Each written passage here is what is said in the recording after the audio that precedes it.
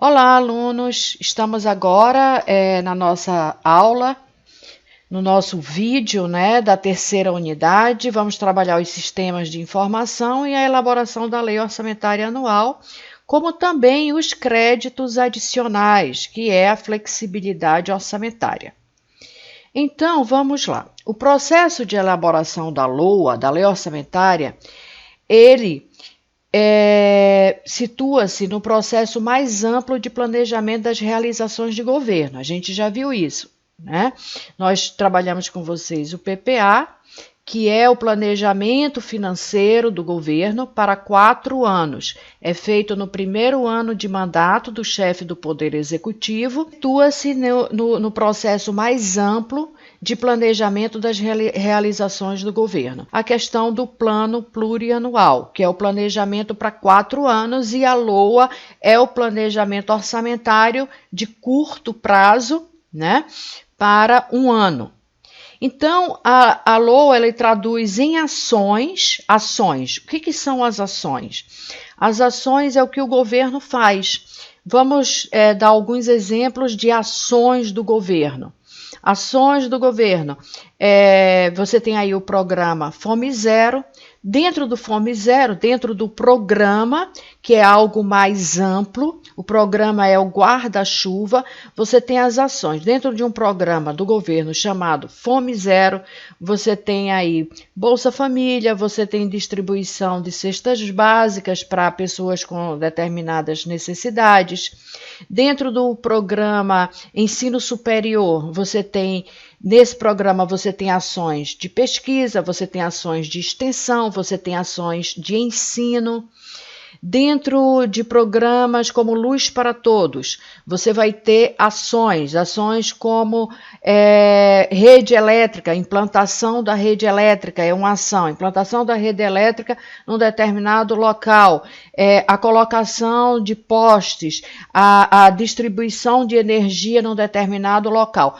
Todas essas questões é o que nós chamamos de ações operacionais de curto prazo, E isso faz com que o Estado se organize no sentido de elaborar essas ações e fazer com que elas aconteçam.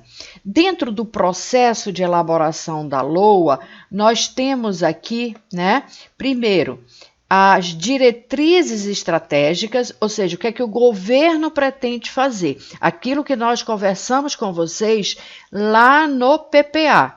O que o governo precisa fazer? Ele vai estudar, vai verificar quais são os problemas, o que causa os problemas, naquela determinada cidade, naquele determinado estado, no país, ok? Vai estudar, vai verificar, vão ter dados estatísticos que vão dizer quais são os problemas que o governo tem que enfrentar naquele determinado ano. Ele vai estabelecer quais são aí os programas, quais são os programas, ele transforma cada problema que tem em cada área, na área da educação, ensino médio de qualidade, pode ser um programa. Dentro do ensino médio de qualidade, você vai ter o quê? Você vai ter merenda escolar, as ações, você vai ter distribuição de fardamento, você vai ter contratação de professores, você vai ter pagamento de professores. Então, essas são as ações. Então, você verifica quais são os problemas, você identifica o que causa os problemas, você apresenta as soluções e as soluções se transformam em programa. O programa, ele é uma frase síntese que remete à solução de um problema, A solução de um problema.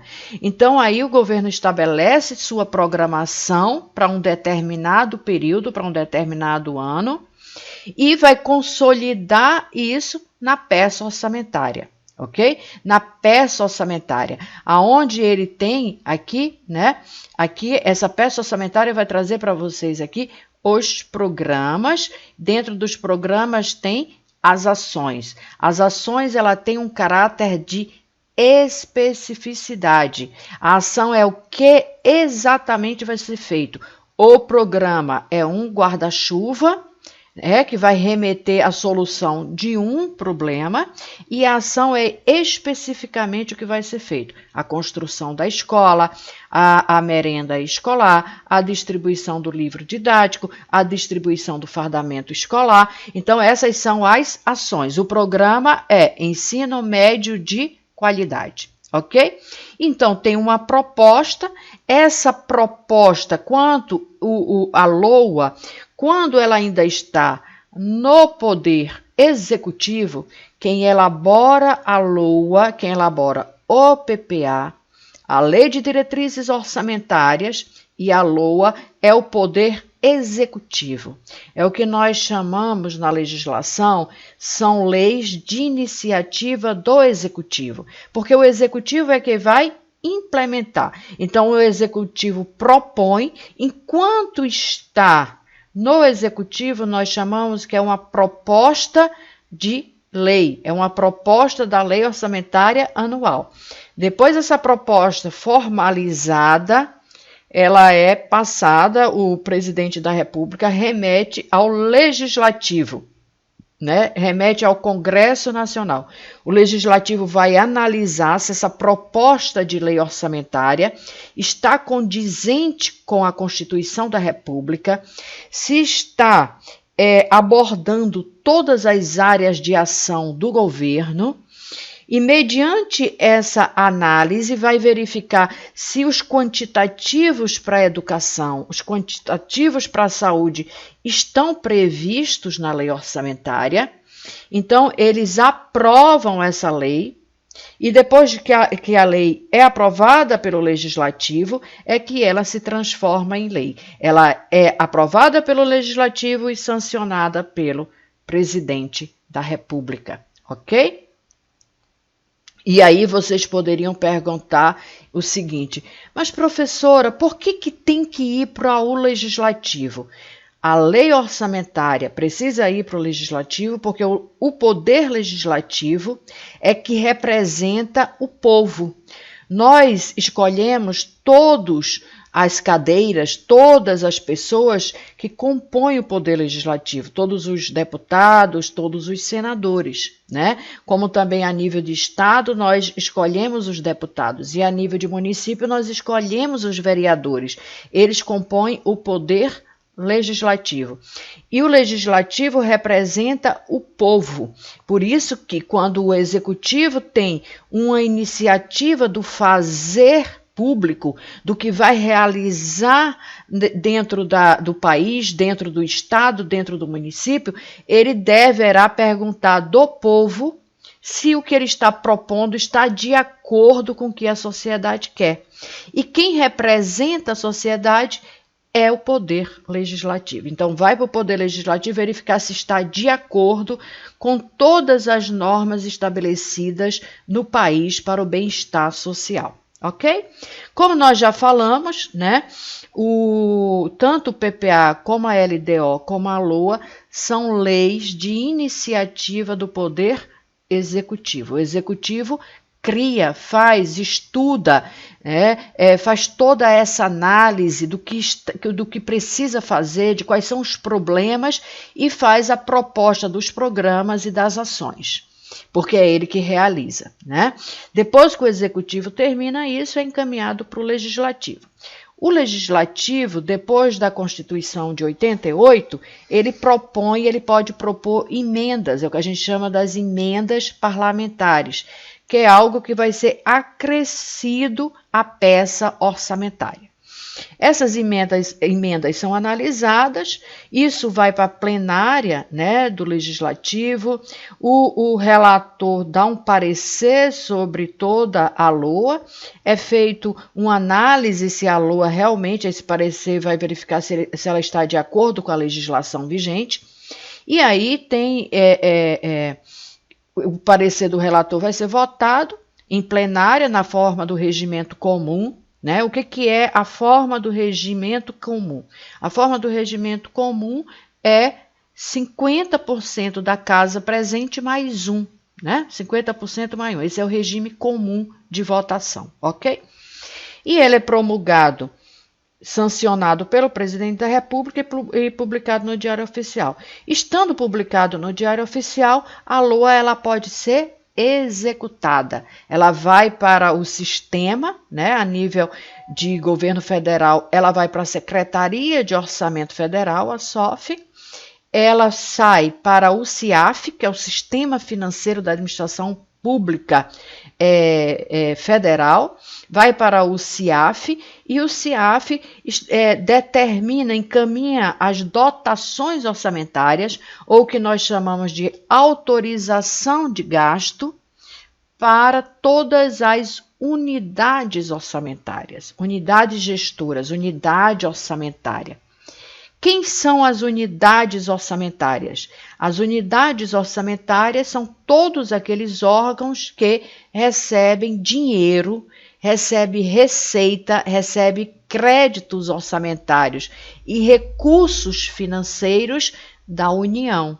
Então, quem se mantém com o dinheiro público se torna as unidades orçamentárias. Ela é mantida, boa parte ou a maior parte da sua manutenção é feita pelo Estado, é feita pelo governo federal, estadual e municipal. Quando nós falamos de orçamento, nós falamos de crédito. Quando nós falamos de o dinheiro, o recurso financeiro. Dentro da administração pública, crédito se refere à questão orçamentária e recurso se refere à questão financeira, ao pagamento, ao depósito em conta. Então, esse é o desembolso financeiro. O crédito orçamentário é toda essa organização de distribuição das receitas públicas arrecadadas na forma de previsão para que a administração pública possa trabalhar, possa realizar suas ações, a sociedade receba os serviços, receba aí as obras, receba aí o atendimento da administração pública de suas necessidades. Um outro aspecto que nós iremos trabalhar com vocês nessa unidade são os créditos adicionais.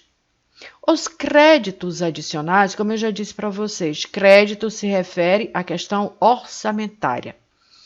Os créditos adicionais, ele é uma flexibilidade orçamentária. E quando o orçamento público é feito, ele não é um instrumento imexível, né? Como dizia aí o nosso ex-ministro do Trabalho, né? Apesar que não é uma palavra muito correta até de se falar, né? Mas, enfim, ele não é algo estático. O orçamento público, ele é dinâmico. Como planejamento, ele é dinâmico, é cíclico, ele é dinâmico, ele vai acontecendo dia a dia da administração pública e se vai fazendo as devidas adequações conforme a lei, né? Conforme a lei, para atender todas as demandas da sociedade. O que é o crédito adicional? É quando aquela dotação orçamentária, aquela distribuição de orçamento é realizada para uma unidade orçamentária. Exemplos de unidade orçamentária: a Universidade Federal do Amazonas é uma unidade orçamentária, o IFAM, né, o Instituto Federal, ele é uma unidade orçamentária, os ministérios são unidades orçamentárias. Você tem aí muitos hospitais estão dentro de secretarias de saúde que são unidades orçamentárias, ou seja, recebe recursos do Estado para poder se manter. Essas unidades orçamentárias recebem esses créditos orçamentários no início do exercício financeiro. Essa previsão que eles vão receber, vamos supor, 10 milhões, 20 milhões, 100 milhões, eles têm essa autorização de crédito para poder executar suas atividades durante o exercício financeiro, 1º de janeiro a 31 de dezembro. Então, eles recebem essas autorizações de crédito e eles vão executando, vão fazendo o processo licitatório, né? Fazem os devidos processos licitatórios para poder comprar o fardamento, para poder comprar a merenda escolar, para ter alguém que forneça, né, a merenda escolar, alguém que eu diga uma pessoa jurídica, manutenção de ar-condicionado, manutenção dos prédios. Então, eles recebem esse crédito, só que no decorrer do exercício financeiro, diante do que poderá acontecer, esse crédito pode se mostrar insuficiente. Insuficiente o crédito pode se mostrar.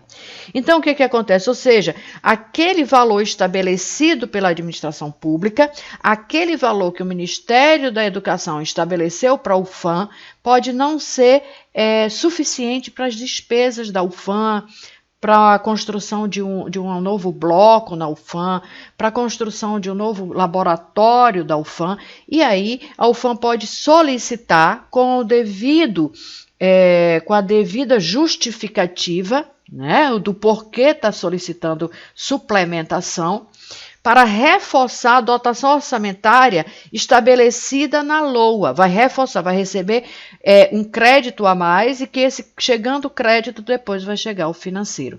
Então, o crédito adicional é para suplementar uma dotação que foi concedida, só que essa dotação orçamentária não foi suficiente. Como também os créditos adicionais, eles podem ser créditos especiais, né? Podem ser créditos especiais. Para quê? Para atender uma despesa que não foi prevista. Eu fiz, vamos supor, a ponte, né? A ponte Manaus-Cacau-Pireira, e eu esqueci de colocar dentro do projeto a questão da iluminação da ponte, mas eu vou precisar de um recurso financeiro e vou precisar de um crédito orçamentário para poder efetivamente contratar uma empresa para fazer a iluminação da ponte, né? Então, quando eu não fiz essa previsão na LOA, eu vou ter que conceder, mediante uma justificativa, crédito especial. São para as ações que não foram previstas na LOA. O crédito suplementar é para reforço de dotação orçamentária. O crédito especial é para ação sem previsão. E o crédito extraordinário. O que é o crédito extraordinário? Para despesas imprevisíveis, aquelas que nós não tínhamos como prever. Eu vou dar um exemplo, né? Assim, calamidade pública. Agora a gente está vivendo, agora em 2020, o problema da pandemia. Então, assim, o governo não tinha como prever todos os aspectos da pandemia. E aí teve que acontecer vários créditos extraordinários para a área da saúde. Por quê? Porque foram várias situações que não tinha como prever no passado. Nós não sabíamos que nós teríamos agora em 2020 essa pandemia. Então, a área da saúde teve que ser criado créditos extraordinários, porque é uma situação de calamidade pública, é uma questão que envolve toda a sociedade, né? Então, foram criados créditos extraordinários. Então, os créditos adicionais, que é uma flexibilidade orçamentária, constitui despesas que são não computadas, que não foram previstas, ou que foram insuficientemente dotadas, ou situações imprevisíveis, que não tinha como prever no ano anterior, considerando que o orçamento público é feito no ano anterior para ser aplicado a partir de 1º de janeiro do ano subsequente, ok? Nós iremos nos encontrar na próxima unidade e espero que vocês estejam lendo o material, fazendo os exercícios. Qualquer dúvida, consulta, faz perguntas para que nós possamos esclarecer de uma maneira melhor. Muito obrigada.